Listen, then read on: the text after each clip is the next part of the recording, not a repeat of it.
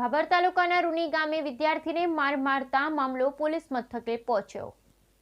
ભાભર તાલુકાના રૂની ગામે વિદ્યાર્થીને માર મારતા મામલો પોલીસ મથકે પહોંચ્યો। રાજકીય આગેવાનો દ્વારા સમાધાન માટેના પ્રયાસ હાથ ધરાયા।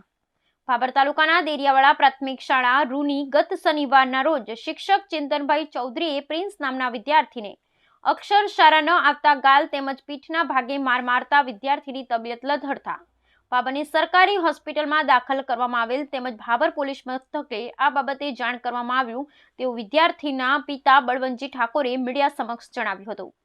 ભાભર વિસ્તારમાં કિસ્સો ચર્ચાસ્પદ બનતા સમગ્ર મામલે સામાજિક રાજકીય આગેવાનો નાથપુરા ગામના સરપંચ ગાગુણ સરપંચ બલાભાઈ ઠાકોર સહિત આગેવાનો દ્વારા સમાધાન માટેના પ્રયાસો હાથ ધરવામાં આવેલ, પરંતુ વિદ્યાર્થીના પિતા શિક્ષક વિરુદ્ધ ફરિયાદ નોંધાવવા મક્કમ રહેતા 4 દિવસથી મામલો વંટોળે ચડ્યો છે।